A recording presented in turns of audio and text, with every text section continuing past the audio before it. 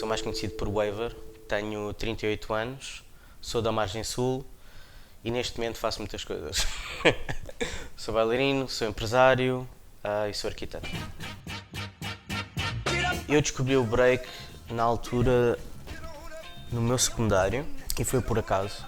Eu era uma pessoa super introvertida, eu era aquele rapaz que ficava na parte de trás das aulas. Não gostava de interagir com muita gente, interagia muito mais pelo computador, eu jogava muito computador, era mais isso que eu fazia. Era se calhar aquela pessoa mais awkward das turmas na escola. E num ano, quando eu mudei para o 10º ano, eu mudei de escola e fui para uma turma em que estava muita gente de muitos países na realidade. Isto foi no Celeiro, era assim que se chamava a escola onde eu estava, e sentei-me ao lado de um rapaz que era meio português e meio australiano. Portanto, ele era uma pessoa que falava muito mal português, então tratava os professores por tu, os professores faziam perguntas, ele respondia mesmo assim quase street.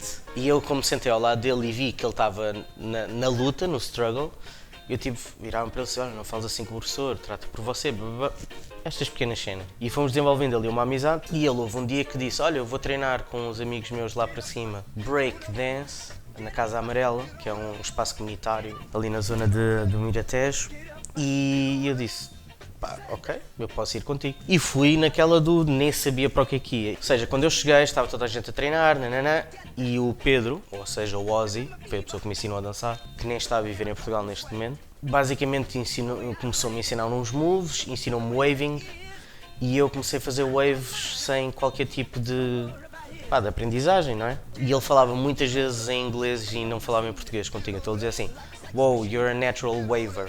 E é daí que vem o meu nome, Waver. Toda a gente começou-me a chamar Waver a partir desse momento. Então, em vez de eu estar agarrado ao PC, o que é que eu fazia? Saía da escola e ia treinar todos os dias para a Casa Amarela. Com malta muito mais velha que eu. Eu tinha 16 ou uma coisa assim, e a malta tinha 20 e tais. Naquela altura o gap era bué da grande porque as conversas eram completamente diferentes. Até me forcei a crescer um bocadinho mais rápido, mas foi assim que eu tive contacto com o breaking. Sem saber o que era, mesmo. Mas foi assim. O processo da Casa Amarela foi muito engraçado, porque eu fui lá com um convite de um amigo meu e rapidamente começámos a treinar e há uma coisa que o processo do breaking que faz nos bailarinos, que é separa o trigo do joio. Como é difícil, como não consegues à primeira, quem não quer mesmo fazer, quem não se dá mesmo, não dá o corpo ao manifesto, vai deixando de aparecer. E é assim que tu começas a não dançar, que é, deixas de ir aos treinos, há outra coisa que é mais importante, começas a fazer outra coisa, pronto. O que é que aconteceu? Vamos imaginar, não sei o número exato, mas vamos imaginar que estavam 15 pessoas quando eu comecei a ir para lá. Rapidamente transformámos em 7 ou 8. E então formámos um grupo que eram os Anti-Gravity. Foi o primeiro grupo que eu pertencia, a primeira crew. Que éramos mesmo só amigos. E na realidade, o que é que aconteceu? Todos nós estávamos a começar. Então tudo o que aparecia de informação era novo. Tudo. Então eu andava a vasculhar sites por todo lado, o B-Boy World, o fórum do B-Boy World, Style do UF, havia muitos websites antigamente, antes de haver o YouTube, havia muitos websites que tinham assim pequenos vídeos e tu sacavas, tu às vezes apanhavas 30 segundos de uma battle e estavas a ver aquele vídeo para perceber, tu nem sabias o nome dos passos, nós não sabíamos, por exemplo, na mesma altura tu tinhas grupos com muito mais informação, que eram os Gaioline Roots e os 12 Macacos, mas eles eram grupos mais fechados, antigamente as crews eram muito fechadas. Então o que é que aconteceu? Os Anti-Gravity evoluímos, começámos a fazer umas coisas, começámos a ter um style individual, uns fazem uns movimentos, outros fazem outros, começámos a ir a campeonatos. A primeira coisa o primeiro clash que tu tens o universo da Casa Amarela, que são os teus amigos, em que o top da Casa Amarela é um amigo teu. E depois de repente chegas a um campeonato e o top do teu amigo é tipo o gajo mais fraco do outro grupo. Então tu tens logo ali um clash de realidades, que é, naquela altura, a comunicação não é como é hoje. Tu hoje sabes o que é que se está a passar em qualquer parte do mundo. Naquela altura não. Naquela altura tu sabias o que é que se passou à tarde no teu bairro. Ou então no dia seguinte de manhã. Era isto. Então, quando fomos aos primeiros campeonatos, perdíamos, obviamente. Houve alguns campeonatos em que tivemos algumas boas classificações, ficámos em segundo ou em terceira, Mas o que é que se passa? Ao final de um ano e meio, tu estás a competir e estás sempre a perder para a mesma crew, que eram os 12 macacos, a maior parte dos Anti-Gravity desistiram. Disseram mesmo, pá, não estamos para estar sempre a perder. Imagina, eu era o mais novo, eles já eram mais velhos, já tinham um trabalho, ou seja, acho que não era a essência deles estar a dançar.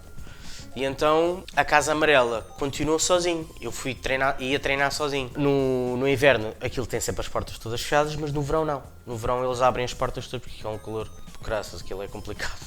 Então eu ia para lá treinar sozinho, mas a Casa Amarela está situada entre dois bairros, um do Laranjeiro e um do Miratejo. E então quando as portas estavam abertas, passavam muitas pessoas pelas portas e olhavam para mim e faziam perguntas: o que é isto, o que é que estás a fazer? E assim de repente, boca a boca, a Casa Amarela encheu-se de pessoas. E muitas das pessoas que estão a dançar hoje começaram lá, na Casa Amarela. E foi assim que depois, mais tarde, eu comecei a dar aulas nos Next, que eram a 10 metros da Casa Amarela, então a malta toda passou para a escola dos Next. Mas a Casa Amarela foi isso, foi um processo bem importante no meu desenvolvimento. Não é no meu desenvolvimento porque eu tinha um sítio para treinar, mas era o meu desenvolvimento porque acho que quem dança break sabe que dançar break sozinho é muito complicado.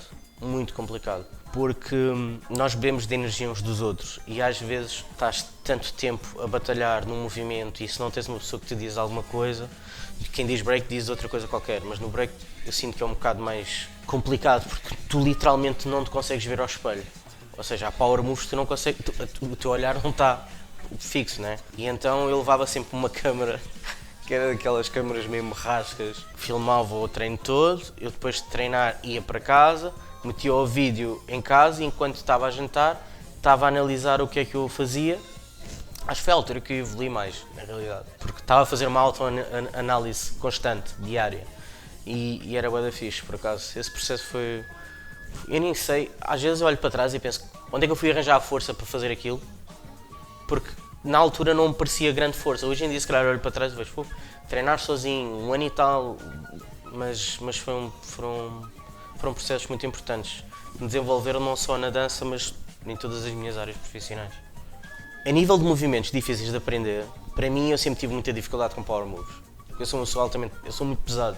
Sou baixo, sou pesado, sou largo, ou seja, as minhas pernas são enormes, não são tipo outros power movers que têm aquela perna de galinha e não pesa nada. Ou seja, tudo o que eu aprendi a fazer a nível de power move era mesmo arrastado com força, mesmo. Então houve uma altura que eu meti na cabeça que eu tinha que aprender a fazer o flare. E então eu aprendi a fazer o flare, fazia 2, 3 voltas, 4 num dia bom, mas tinha que estar mesmo os planetas alinhados, o sol eu tinha que estar hidratado como deve ser, mas saía. Mas eu lembro-me perfeitamente. Por acaso, isto também foi nos Next, estávamos a treinar, estava eu, o Musha, o Lil Hill, o Wilson também, estava mais pessoal, mas eu não me estou a lembrar de quem especificamente. E foi daquela vez que, sério, quando tu consegues fazer uma cena que estás há não sei quantos meses a batalhar, depois quando tu fazes, saem asneiras, saem tanta, estás mesmo feliz, parece que ganhaste uma medalha ou qualquer coisa assim. Mas esse foi o move mais difícil porque eu tive mesmo que treinar fisicamente para o conseguir. Como é que surgiu o break em Portugal? Eu não sou da primeira geração. Eu devo ser da segunda, terceira, talvez. Mas eu sei que pioneiros, o Júlio Naco, o Mastyle, o Júlio Naco muito lá em cima, no Porto mesmo. Acho que antes de haverem Gaelin Roots havia uma coro que era os Gaelin Click. Mas o break na minha altura era visto como algo dependendo das pessoas que estavam a fazer e dependendo do sítio onde tu estavas. Vou dar um exemplo. Por exemplo, como eu comecei na Casa Amarela, foi num sítio fechado, foi num sítio mais, sei lá, protegido. Depois continuei a treinar nos Next ou nessa altura, depois mais tarde comecei a dar aulas na Jazz e também comecei a treinar aí. Mas sempre treinei muito na rua e nós treinávamos na rua. Eu acho que a primeira vez que eu senti um clash de alguém olhar para mim de lado foi quando eu fui treinar pela primeira vez com os Anti-Gravity ao metro da Alameda com os 12 macacos. Eu tinha uma certa inocência nessa altura, também era novo, não tinha sido exposto a muitas pessoas, nem muitas experiências, não é? Então, a primeira vez que eu vejo um segurança a ir ter connosco e disse ali umas cenas que que hoje em dia era cancelado se dissesse, porque nós estávamos ali a dançar não sei o quê no chão, e depois eu entendi que tipo, é engraçado, eu nunca tinha visto o break com uma distinção de classes sociais ou económicas, nem classes raciais, e de repente, foi um momento bem feio na realidade. E quando eu voltei para casa, lembro-me que eu voltei para casa nessa altura, e a malta estava toda a falar da situação e eu estava meio calado, estava a pensar, Fónix, que cena meu, tipo, nós não estávamos mesmo a fazer nada de mal, estávamos só a dançar no chão. E era a Alameda, porque a Alameda tinha um chão, tinha aquela pedra polida e é mesmo fixe de dançar. E a nível acústico era fixe, tu metias um bocadinho de música, aquilo parecia que estavas com um sistema de som enorme. E pá, eu lembro que eu fiquei assim, uau, nunca pensei. Depois, mais tarde, também tive um clash desses quando os meus pais souberam que eu ia continuar a dançar depois de ter entrado na faculdade. Eles achavam que eu estava a dançar break uma coisa de temporária, de amigos já e tal. E eu, quando entrei na faculdade de arquitetura, o meu pai teve-me cortado, agora vais-te focar na faculdade? Assim, vou-me focar na faculdade. Então vais deixar de dançar? Eu, não. Eu lembro perfeitamente que havia momentos em que eu tinha que mentir aos meus pais para ir a battles. Yeah. Vou trabalhar com amigos, vamos fazer um trabalho de faculdade. Ok, tudo bem. E eu para as Calas da Rainha com o meu carro, 4 macacos no carro, vamos embora, chegámos lá.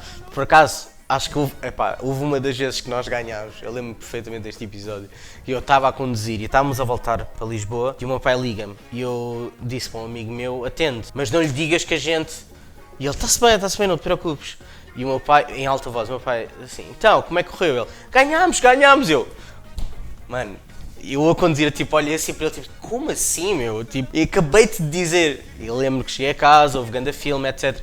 Mas isto são coisas que, por exemplo, hoje em dia, eu vejo que está muito mais normalizado, está mais mainstream. Se eu disser a alguém hoje que eu menti aos meus pais para ir a battles, eles riem-se, porque não faz sentido.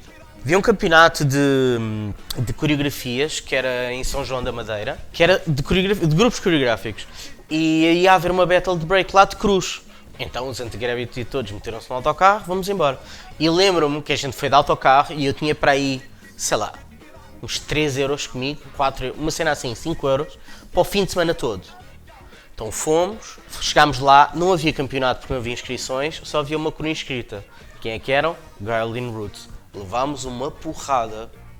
Foi a primeira vez que eu vi o Paulinho a fazer pino de uma mão e ficar lá bué da tempo. Ou o Berninho fazer 6 voltas 99. Tipo, tudo aquilo para mim era surreal porque tu vias aquilo nos vídeos e não vias aquilo em Portugal, não é? Mas aquilo já existia. É isto que eu queria dizer. Nós não tínhamos esse contacto com a informação. Tu nem sabias quem eram as pessoas. Era a primeira vez que eu estava a ver. Foi a primeira vez que eu vi o Lil Hill, por exemplo.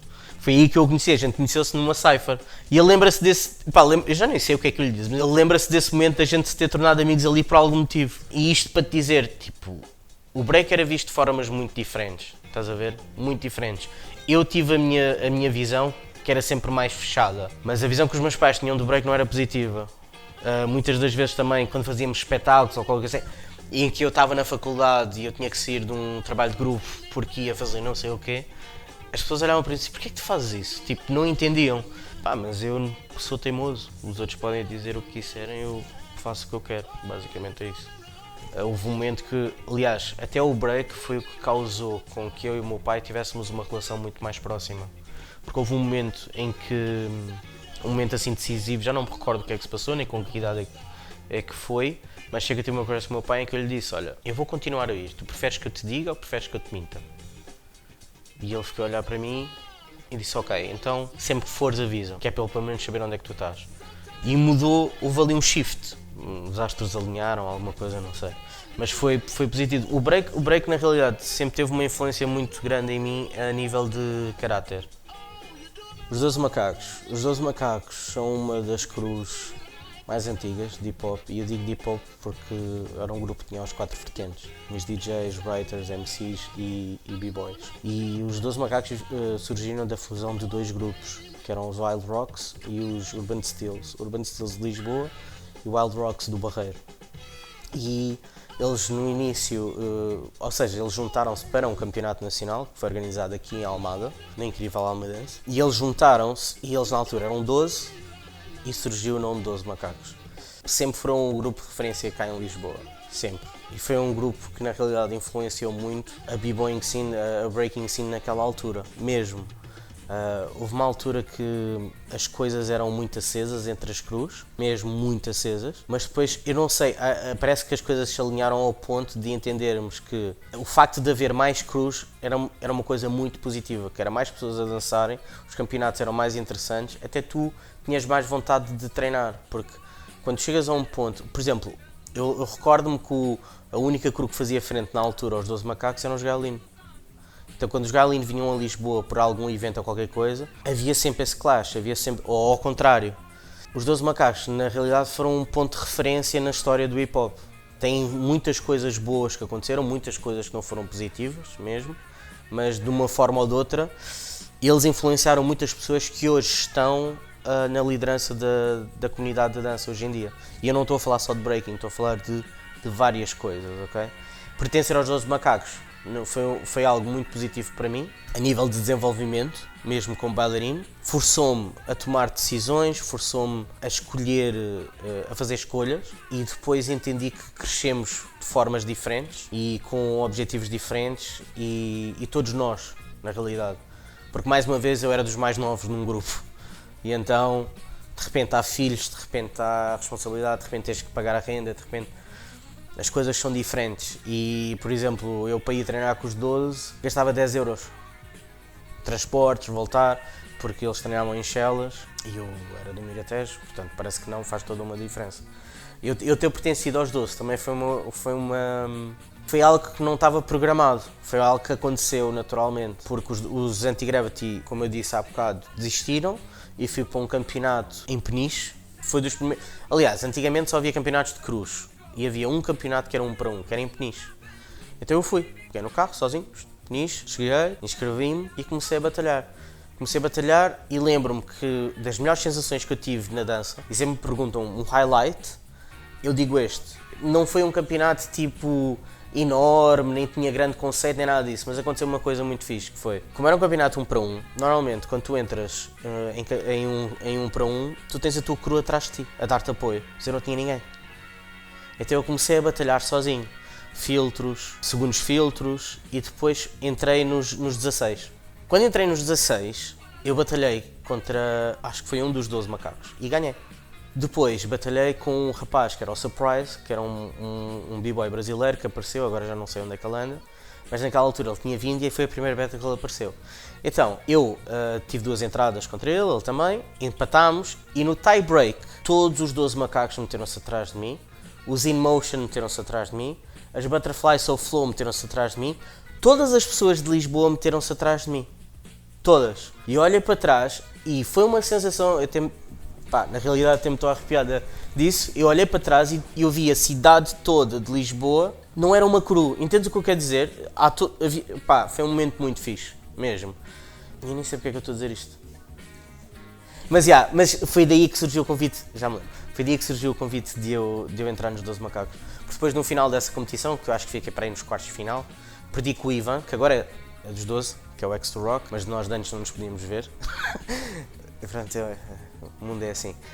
No final da competição, lembro perfeitamente do Mastyle, o Chicano e o Omek virem falar comigo e perguntarem-me onde é que estava o resto do grupo, o que é que se tinha passado, blá, blá, blá. Eu disse, não, eles desistiram, continuei, né? Eles, então, começa a vir treinar connosco, não fiques sozinho. Comecei a treinar com eles e a pouco e pouco tu tornas-te da crew, tu não és do estilo... já és de uma crew, não. E eu acho por acaso que esse processo é o processo correto, eu acho que era o processo que devia ser. Quando tu crias uma crew, deve ser assim, deve ser uma relação construída e não deve ser porque és bom a dançar ou qualquer coisa assim. Mas antigamente as coisas eram feitas dessa forma. Aliás, tu até fazias um batizado ao entrar na crew. O meu batizado foi o meu block party na Zona J, em que fizemos um churrasco enorme, bué da fixe. E no final do churrasco, depois de termos comido, bebido, essas coisas, estávamos mesmo naquele estado espetacular, e tive que batalhar cada um dos 12 macacos de seguida. Esse foi o meu batizado. Porque é que eu acho que não há tantas cruzes de hip-hop? Não sei. Posso estar a... não vou tirar aquelas respostas fáceis do... não há apoios, ou não há condições. Isso é mentira, porque nós não tínhamos nada disso e havia. Sabes uma coisa? É muito difícil estar a fazer essa pergunta isolada em relação à comunidade hip-hop. Eu acho que as coisas evoluíram todas muito. Só para tu entenderes, a internet influenciou muita coisa. As próprias marcas, as grandes marcas, investirem na dança como entretenimento também alterou muita coisa, mesmo muita coisa. A própria indústria do hip-hop a nível de música alterou muita coisa. Vê isto, hoje em dia tu tens pessoas que são enormes na cultura hip-hop, estou a falar de cantor. Exemplo, tens um Eminem que é uma pessoa que é um ermita, está sempre na caverna. mas está sempre a trabalhar, está sempre a fazer cenas. E faz cenas underground, as cenas dele não têm que aparecer nos clubes, mas a comunidade sabe que ele existe, sabe que ele está a fazer coisas. Mas ele é extremamente respeitado por toda a comunidade, certo? Mas repara, isto tudo, este mainstream, que não é mainstream para toda a gente. Entende o que eu quero dizer? Logo, as oportunidades que foram surgindo também foram surgindo muito de formas individualistas. Tipo, repara, tu não vais conseguir viajar um grupo, tu conseguias viajar um grupo, na realidade, mas é muito custoso. É mais fácil pegar uma pessoa e levá-la a competir a não sei aonde. Pode ser essa uma das razões. Outras razões é que a tua vida também já não está feita para tu estar sempre em comunidade. É muito difícil ter um núcleo que vocês têm aqui, por exemplo. Há uma âncora que vos agarra, que é a via. Se não houvesse via, vocês se calhar não estavam sempre juntos. Entendes o que eu quero dizer? E antigamente as cruzes tinham uma âncora, que era, estamos a representar um nome, estamos a representar uma camisola. E hoje em dia as pessoas representam a sua camisola antes de representar uma camisola de um coletivo. Eu sinto isso. E isto porquê? Porque tu fazes uma pergunta de cru. Desculpa, tu fizeste uma pergunta de grupo. Mas eu estou a falar uma cru. Porque eu faço uma distinção entre uma cru e um grupo. Eu acho que um grupo de pessoas é diferente de uma cru. E os dois nomes têm um sentido diferente. Porquê é que se chama cru? Sabes porquê? Cru é uma cru de marinheiros. Marinheiros estão no meio do mar, não há mais ninguém à tua volta. És tu e a tua cru. Ou seja, eles não são um grupo de pessoas, eles são mais que isso, eles são mais que família. Eles são a boia de salvação de outra pessoa. E quando nós chamávamos cru na altura, era cru mesmo. E esse sentimento é difícil de replicar, é difícil de duplicar, tem que ser construído, tem que ser criado, é uma relação. Portanto, há grupos, mas por exemplo, quantos grupos é que tu vês que estão a competir este ano e no ano a seguir já são 60% diferentes? Não é uma cru. Eu não quero ofender ninguém, mas é a minha visão. Não é uma cru. Uma cru é um grupo que atravessa o tempo e atravessa as dificuldades e atravessa as questões pessoais e atravessa pequenas coisas que era mais fácil dizer, lida com isso que eu vou-me embora. Mas isso é mesmo por isso que tu não o fazes. Faz sentido. Desculpa, eu estou a divergir, estou mesmo a divagar. Mas esse é o meu sentimento. Uma cru é isso. Vou-te dar um exemplo. Eu e o Wilson nunca pertencemos a uma cru. Eu, se tivesse um dia livre, ou uma tarde livre, eu chegava ao prédio dele, tocava a campainha dele, vinha a mãe dele, vinha ele dizia assim, quem é eu? Desce. E ele ia falar com a mãe dele e dizia assim, olha, o Lucas está a dizer para eu descer. Podes ir. E eu pegava no Wilson, íamos para a minha casa ver filmes de break. E eu a explicar-lhe, passa-se isto. E ele era só o meu aluno. Mas eu vi qualquer coisa nele que ele ia ver o break de forma diferente. Então eu estava a alimentá-lo, eu estava-lhe a expor a coisas que eu tinha pesquisado para mim. Eu estava-lhe a dar um legado, estás a ver? E isso é um sentimento de uma cru, entendes? É tu dares de ti a outra pessoa. Exemplo, chega uma altura que tu dizes, fogo, já tenho 40 anos, já não consigo com a via. E de repente viras e vês alguém que está ao teu lado há não sei quantos anos e não deixa o projeto morrer. Tu dizes, ok, eu vou dar um step down, mas tu ficas a agarrar isto. Não estou a dizer que farias isto, mas entendo que é o equivalente. E há crus que não são grupos, são este é de ligação, estás a ver?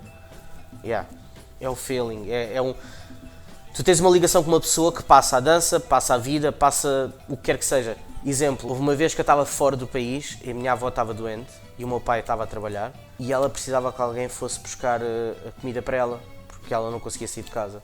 E eu liguei ao Wilson. Fora do país, liguei ao Wilson, disse, Wilson, olha, se passar isto, preciso mesmo que faças isto, não tem problema. E ele não disse nada, ele disse, o que é que queres que eu leve? Sopa? É o quê? Só isto. São essas pessoas, estás a ver? E eu sei que se ele fizesse o mesmo para mim, eram 3 da manhã, eu ia fazer o mesmo. E nós nem falamos todos os dias hoje, mas são essas cenas, estás a ver? Eu só espero que tu sintas uma vez o orgulho que eu tenho no Wilson. E quem diz o Wilson diz, por exemplo, a Mary, a Maria, temporal. E há mais, atenção, por exemplo, a própria Lúcia, nós treinámos muito juntos, o nosso desenvolvimento e ela no break desenvolveu-se muito dentro da família dos 12 macacos. Man, um dos princípios do hip hop é sharing, é partilhar. E mais, do que é que vale tu estás não sei quantos anos a aprender coisas, a desenvolver métodos, a entenderes a craftman disto, não é? Tipo, tu estás a perceber como é que as coisas são feitas e não partilhares a ninguém, E se morrer contigo? És assim tão egoísta? Mano, tu estás numa cultura de partilha mesmo. E é nestes momentos que tu vês quem realmente quer partilhar, que é do estilo. Eu, de um ponto de vista de trabalho, é horrível. Tenho mais uma pessoa capaz que me pode tirar não sei o quê. Mas eu nunca na vida vou pensar assim, Mas eu até fico contente, ele entendeu que eu não lhe estava a ensinar dança. Ele entendeu que eu lhe estava a ensinar um estilo de vida. Ele entendeu que eu lhe estava a abrir uma porta para ele conhecer montes de pessoas. O Wilson, man, ninguém quer lá o Wilson agora. Mas o Wilson era a pessoa mais calada à face da terra. Ele não falava, não dizia nada. Ele fazia-me impressão, na realidade. Hoje em dia eu olho para ele e tenho bom orgulho. Tudo o que ele consegue fazer, as adaptações todas que ele faz, consegue ser multifacetado em várias coisas. Ele não era assim, ele não tinha assim a mente aberta. Portanto, man, claro, eu sinto bom orgulho e mais, sinto ainda mais orgulho. Por exemplo, tu estás a falar do grupo dos Next. O grupo dos Next, eu comecei a dar aulas ao Alex, ele tinha 5, 6 anos. E o primo dele também, o João. E não cheguei a dar aulas a vocês, porque quem pegou nisso foi o Wilson, porque eu depois tive outras responsabilidades e larguei o projeto dos Next para o Wilson. E porquê é que eu larguei para o Wilson? Porque eu tinha perfeita confiança que ele ia saber pegar em pessoas e desenvolver o talento delas. E não serem cópias.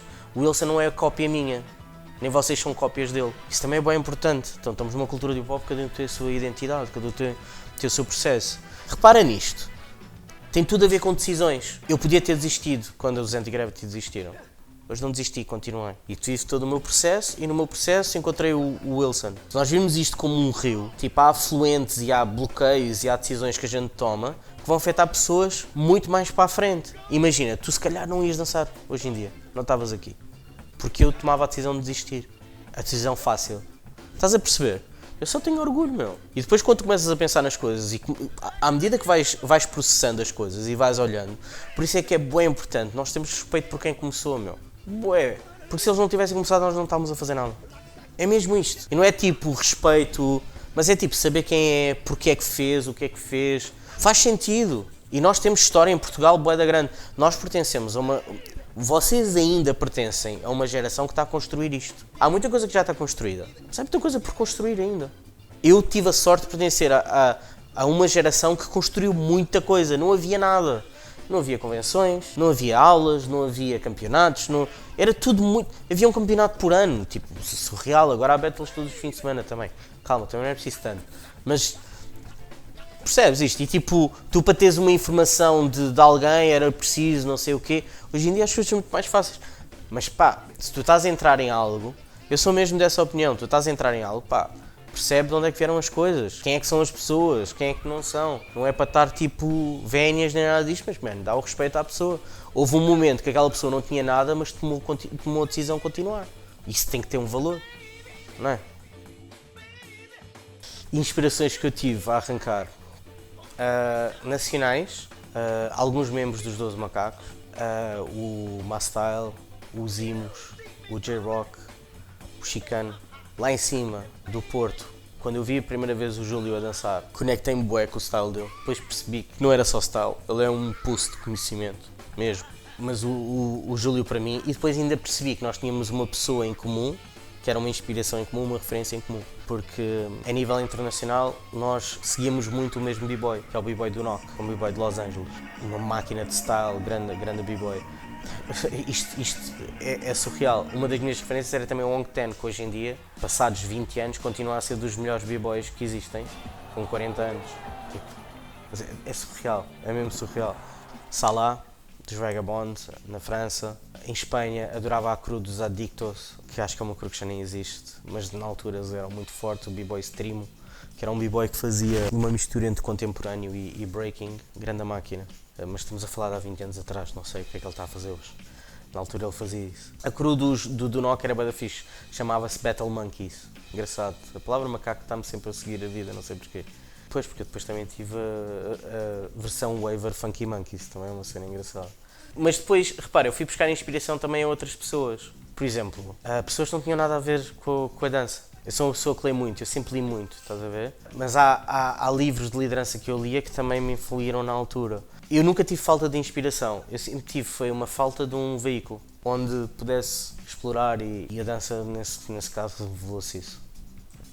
Repara, há um tabu no hip-hop, há uma coisa muito importante no hip-hop que é, tu tens de ser único. Não podes estar a fazer bairing. Se tu fazes bairing, estás a perder completamente o valor naquilo que estás a fazer. Eu acho que tu tens uma inspiração, é tu ires buscar energia, é tu ires buscar sensações, sentimentos. Vou dar um exemplo. A maneira como tu, como um b-boy, reages a um estilo de música, podes identificar algo que gostas na forma como ele atacou o movimento ou como ele atacou a música, né?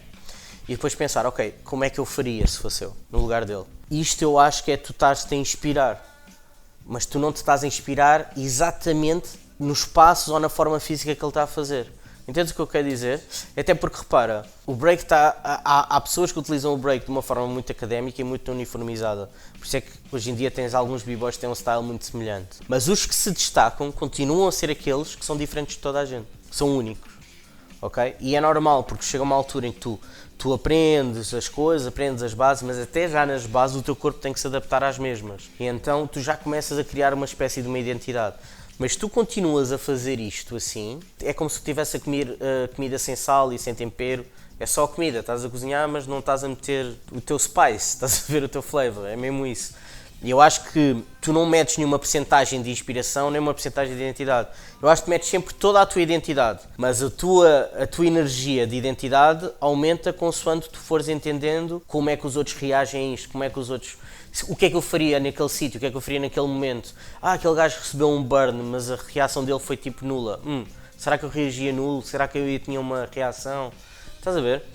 É assim que eu vejo, mas obviamente que há esse problema, senão não havia baiting. Há pessoas que copiam literalmente, e às vezes copiam o movimento e não copiam a essência. O Wesp era um writer que só pintava em 3D. Então imagina, o Wesp está a pintar em 3D e sempre pintou em 3D e de repente começa a fazer só bombings como o Risk.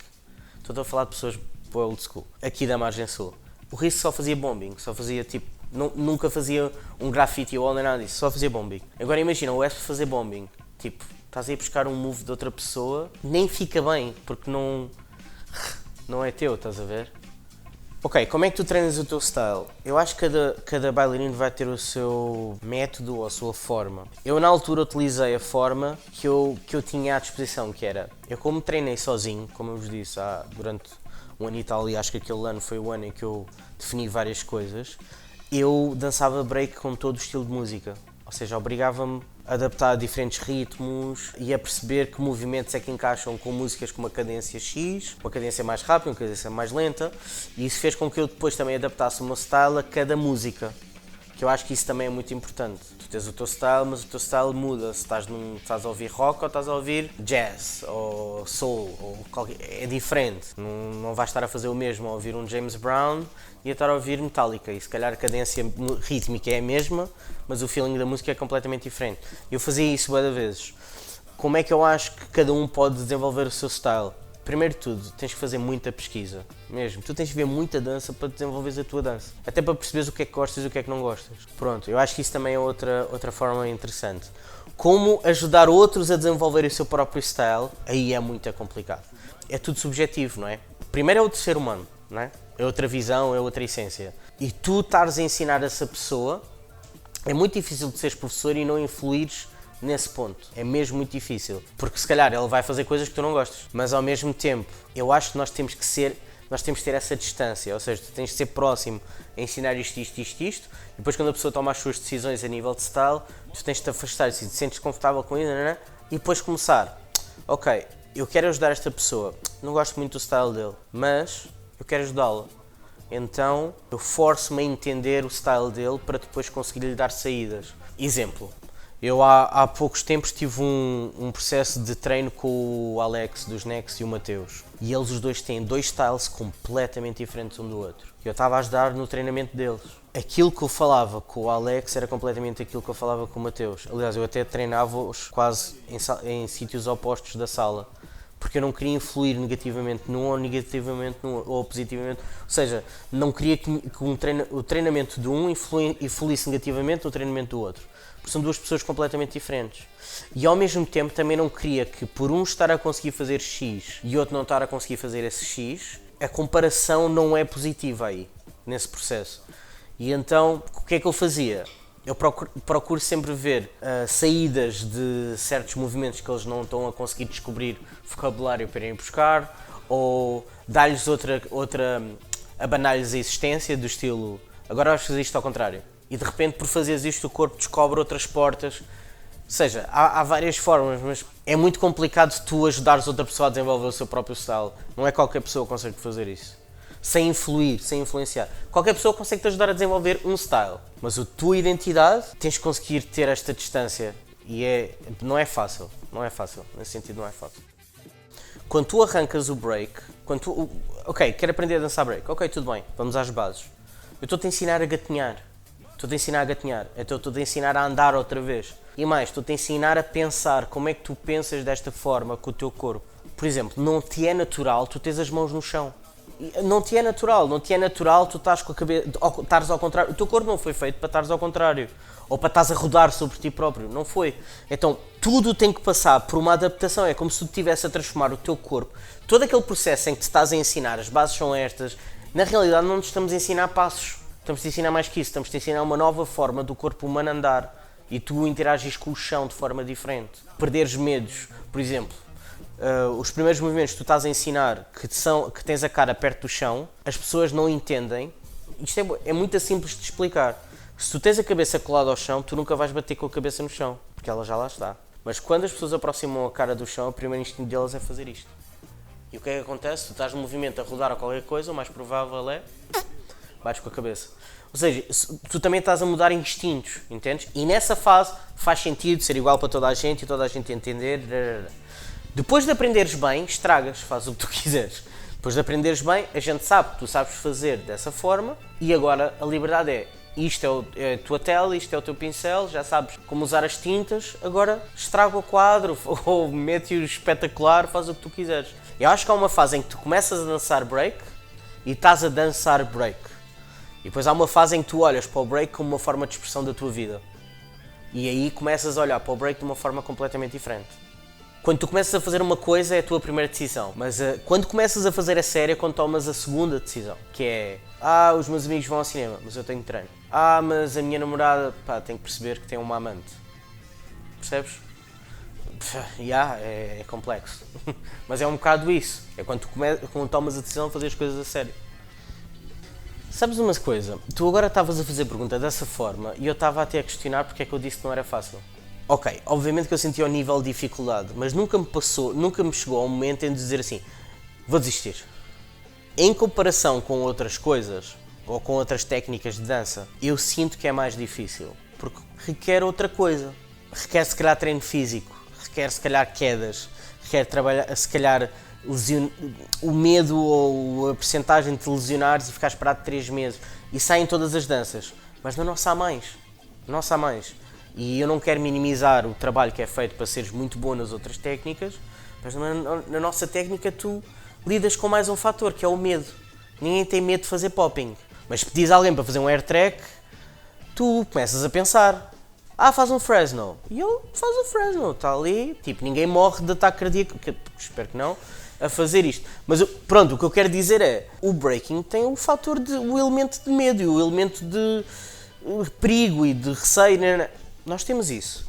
Se fosse eu a fazer sozinho, era uma decisão. Mas se for um aluno pedir-me, vamos treinar mortais, eu respiro fundo porque é do estilo. Primeiro vamos... Se fosse eu na altura, vamos para a praia, e fazíamos. Pronto. Está outra pessoa à tua responsabilidade. Ou seja, já não é o... São dois medos. É o medo que ele não está a ter e o medo que tu estás a ter pelos dois. E então há outra coisa que gera aí, estás a ver? E depois passa por aquela conversa da preparação. Não, primeiro vamos isto e aquilo e depois vamos ver isto e se fores capaz a gente, pronto, com um colchão, pronto. E depois a partir de ver a primeira vez e entenderes, porque tu não estás na pessoa, né? Tu não sabes o que... Entendes o que eu quero dizer? É outra pessoa, é uma responsabilidade. Não é o teu filho, mas é quase. Porque se ele cai mais, se aleija... Basicamente é isso, mas não é fácil nesses momentos, mas é muito fixe e a recompensa é muito maior. Eu tive mais recompensas como professor do que como bailarino, muito mais, porque a recompensa como bailarino é fixe, é uma gratificação, mas é para ti, estás a ver? Acabou em ti, ponto final, acabou a conversa. Mas quando tu desenvolves noutra pessoa uma capacidade ou algo e a pessoa fica, consigo fazer isto e não sei o quê, mudaste a vida daquela pessoa. Porque aquela pessoa, a partir daquele momento, é capaz de fazer uma coisa que a maior parte das pessoas não é. Tu não vais andar aí pela rua a perguntar assim, olha, sabe fazer um windmill? E se calhar, uma em 10 mil, apanhas um homem de 50 anos e eu fazia quando não sei o quê, e faz ali 2 ou 3, mas é em 10 mil. Entendes o que eu quero dizer? Aliás, eu liso isso muitas vezes em discussões, quando eu estou a perder assim. Eu entendo, mas faz o in mil? Então, acabou. Portanto, e mata logo a conversa porque não há hipótese. Yeah. Se eu soubesse o que eu sei hoje, não tinha feito mortal no Sweet Playgrounds. O DJ Kamala organizou há uns aninhos atrás uma competição que se chamava Sweet Playgrounds. E houveram 2 edições. Haviam X crews inscritas, all styles, e todas as quartas ou todas as quintas, uma cena assim, de 2 meses seguidos, ou seja, era um campeonato, basicamente. Uma equipa batalhava com uma pessoa, na semana a seguir batalhava com outra crew, na semana a seguir, e depois as crews que ganhassem mais pontos eram apurados para uma bracket de 4 crews. Depois era meias finais e final. Pronto. Ok, na primeira edição do Sweet Playground, na primeira noite, na primeira battle, na primeira entrada, eu estava a dançar com o Vasco Alves e com o Gonçalo Cabral, estávamos a representar os jukebox. Eu faço um chute na lua, eu caí de pé, caí bem, mas o meu joelho estalou. Então, eu, naquele momento, rompi o ligamento cruzado inferior e os 2 meniscos. Pronto, continuei a fazer a minha entrada, eu percebi que alguma coisa se tinha passado, saí, eles dançaram, porque nós estávamos a batalhar contra o Ratinho, contra a Rita Spider e o Marco ABS. Nananã, passou-se não sei o quê. Minha segunda entrada, eu levantei-me, fiz a minha segunda entrada, saí, ganhámos essa battle por acaso, percebi que tinha-me lesionado, fui fazer ressonância magnética, vi essa situação, fui operado, tive 6 meses acamado, 6 meses de recuperação, portanto foi um período que não foi fixe. E acho que foi o período que mais me penalizou, ou tipo prejudicou na minha carreira de bailarino. Uma das coisas que a mim me faz ainda apaixonar pelo break é quando eu vejo um b-boy numa competição a fazer para além do que ele sabe que consegue fazer. Ou seja, tu não vês b-boys e b-girls a arriscarem hoje em dia. Há uma preparação enorme para fazerem aquilo que conseguem fazer, mas é aquilo. Ou seja, eu vou para a battle com o meu limite pré-definido. E eu lembro-me de battles em que tu ias para além daquilo que tu tinhas preparado, porque a pessoa que estava à tua frente apresentou coisas que tu não tinhas. É a primeira vez que eu fiz um chute na lua, foi em Peniche contra o Surprise, porque ele fez um mortal à minha frente e eu ainda o estava a treinar. Eu ainda só fazia chute na lua na praia. E então, quando ele fez, aconteceu logo na minha cabeça uma decisão, ou faço ou não faço. E eu fiz. E não foi perfeito, mas correu bem fixe. Fiz e entrei para o footwork a seguir. Mas, man, o medo. Eu estava a fazer top rock, ia fazer a primeira vez. Bateu-me o medo, por acaso foi muito bom isso. Bateu-me o medo e eu dei uma volta do estilo. Ia chutar a perna, não chutei. E mal eu fiz isto, ele viu que eu tive medo de fazer e gozou comigo. E eu, aí não podes. E então entra aquela cena do agora. E fiz. E foi em battle. Esses momentos. Estou a dizer este meu, mas já vi muitas outras pessoas a fazerem isto. Mas, por exemplo, isto hoje em dia não acontece. Porque ninguém quer falhar. E eu entendo, tipo, tu como jurado, tu estás a ver uma battle e a pessoa falha, tu tens que deduzir, obviamente. Mano, mas a pessoa acerta é do caraças. Isso tem que ser ainda mais valorizado. Mas hoje em dia, o breaking é muito visto nesta cena do não falhares, de seres perfeito, de dominares tudo.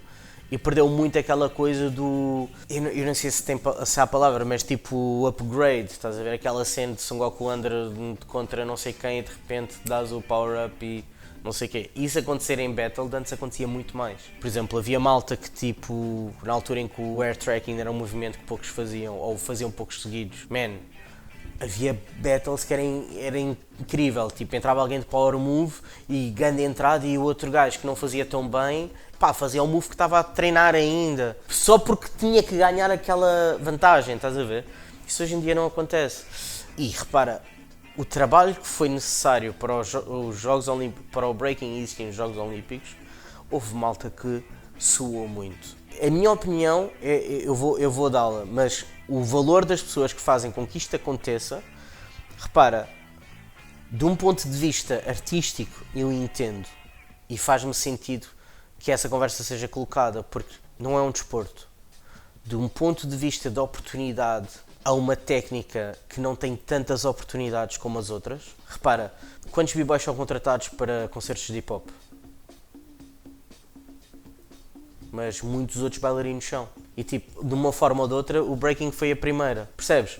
E os Jogos Olímpicos estão a dar possibilidade, ainda bem, olha, por exemplo, a Vanessa vai para os Jogos Olímpicos, que é tipo grande cena, e por exemplo, uma rapariga que houve os primeiros passos de break dela eu vi, eu assisti, tipo, ela nem dançava break, dançava house, era a cena dela, e de repente descobriu o break, e acho que foi a melhor coisa que lhe aconteceu. E não só, eu acho que ela, a nível de caráter, tu tens mesmo de desenvolver caráter forte, e ela é uma pessoa extremamente forte nesse sentido. E acho que, de um ponto de, se tu meteres numa balança, é muito mais positivo do que uma conotação menos positiva da cena de artistas, porque não vai deixar de ser, entendes? No entanto, as oportunidades podem surgir de algo porque vai ser só um ano, na realidade, mas de um ponto de vista da oportunidade que vai dar à comunidade é muito maior. Na minha opinião, é mais positivo do que outra coisa. Não vou dar style. Vou conquistar o público, mano. De todas as battles que eu fiz, de 1 para 1, em que eu defrontei, e digo-te, a maior parte das pessoas que eu defrontei 1 para 1 eram melhores que eu. Melhores que eu, porque faziam mais coisas, faziam mais isto, faziam aquilo. E se tu fores a ver, por exemplo, há outra pessoa que é muito assim, outro b-boy, que não é só b-boy. O Salah, que é um grande b-boy, é um grande popper, mas acima dessas duas coisas, ele é um grande entertainer. E no break, tu também tens essa parte. Tu também tens essa parte de conquistar o público, mas há formas de o fazer, e eu acho que o style é a melhor forma de o fazer. Imagina, tu estás a mostrar ao público sons que eles não viram na música, e eu disse mesmo não viram, não ouviram, porque eles ouviram-no, mas não o notaram, não o viram, entendes? E quando tu fazes isso, muda logo o ambiente, estás a ver? Exemplo, se tu fores ver uma battle de break, tu tens sons diferentes para as coisas que tu fazes. Por exemplo, alguém faz um power move, a malta levanta o braço e grita. Mas se alguém faz um detalhe ou uma cena de style é E só isso para mim é muito mais alto do que teres uma multi...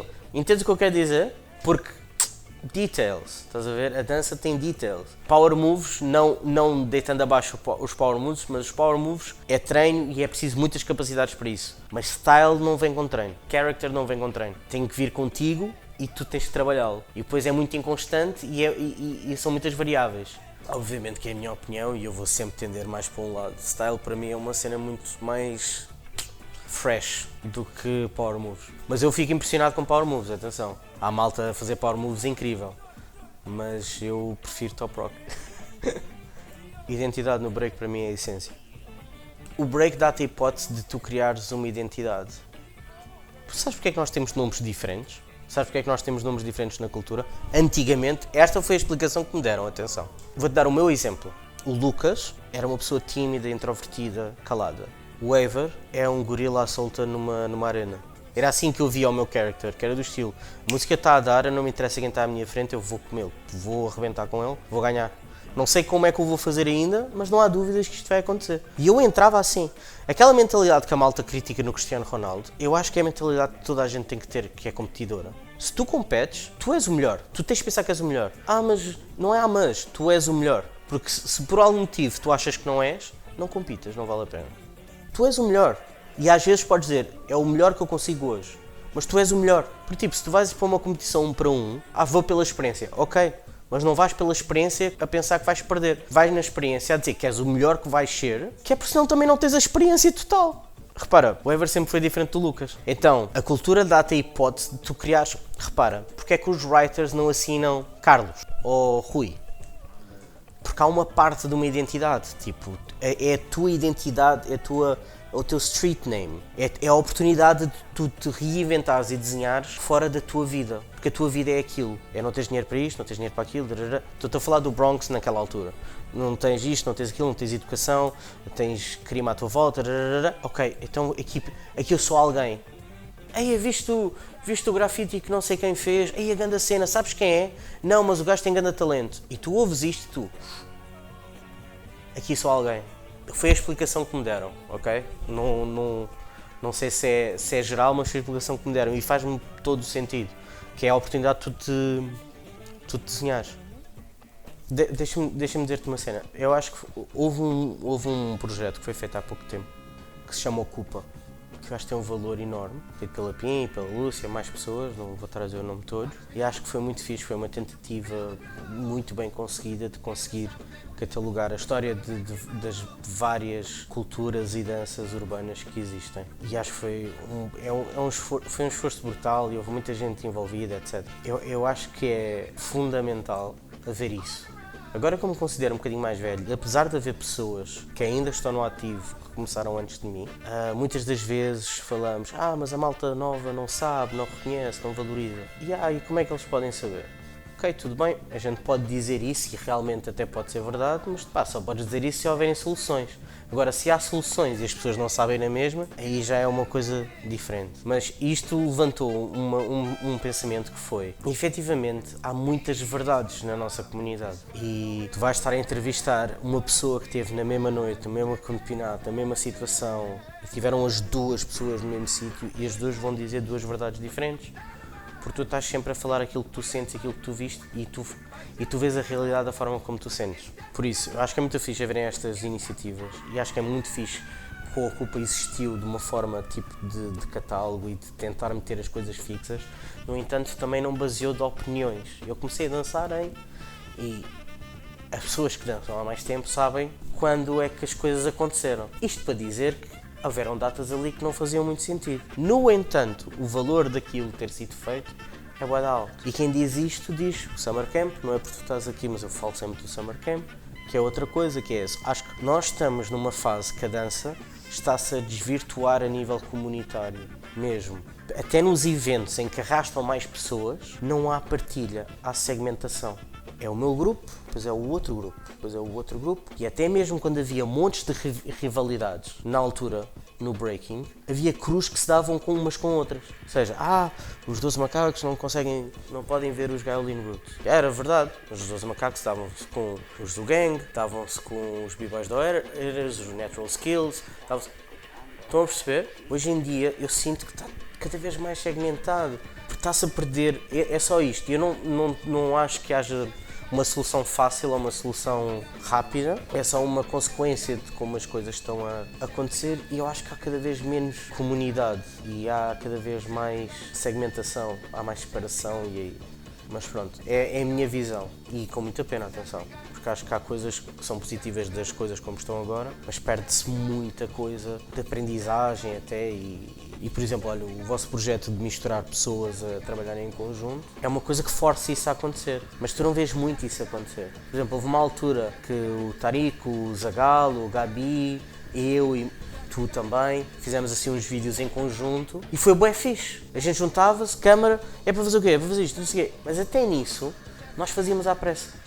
Porque a vida está tão rápida que tu já não há isto, já não consegues. E tu consegues ver isso fora da comunidade. Como adulto, chegas à idade adulta, é muito difícil fazer amigos novos. Porque ninguém tem tempo. E isto tem repercussões em tudo o que tu fazes, incluindo na comunidade hip-hop. Eu estou a levar isto para o outro lado completamente, mas é. Style ou pôr música na conversa? Style, obviamente. Fama ou dinheiro?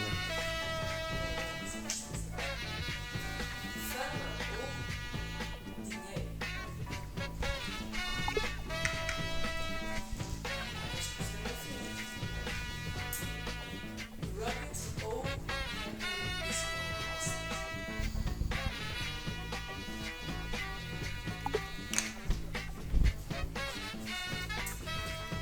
Chocolate ou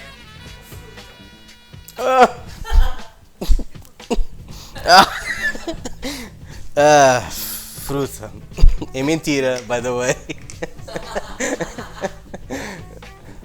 Preferias ser super forte ou super rápido?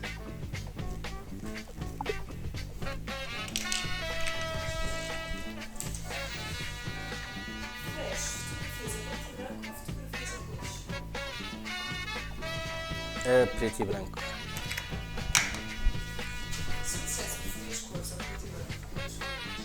Preto e branco. Preferes Beatles ou Jazz? Jams.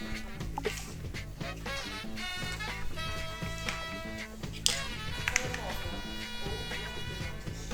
bloco de notas? Bloco de notas. Full moon in the middle of June. Old school. Ah, que pergunta, man.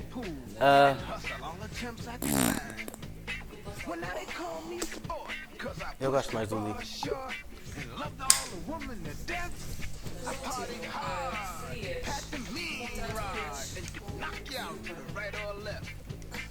O quê? Contrato. Desafio urbano? Eu acho que contraturas não era fixe. Tá? É isto? Agora, o que é que eu vou desenhar daqui? Não sei. Tenho que montar uma estrutura. Então vou fazer a cena mais.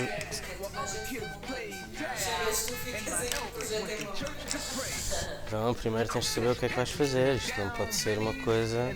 Tem que ser estável. Vou fazer a coisa mais complicada, na realidade. Vou fazer uma pirâmide ao contrário, estás a ver?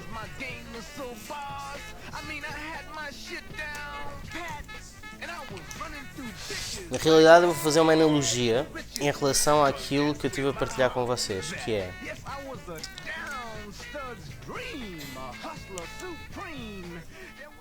Às vezes a decisão de uma pessoa consegue suportar uma comunidade inteira.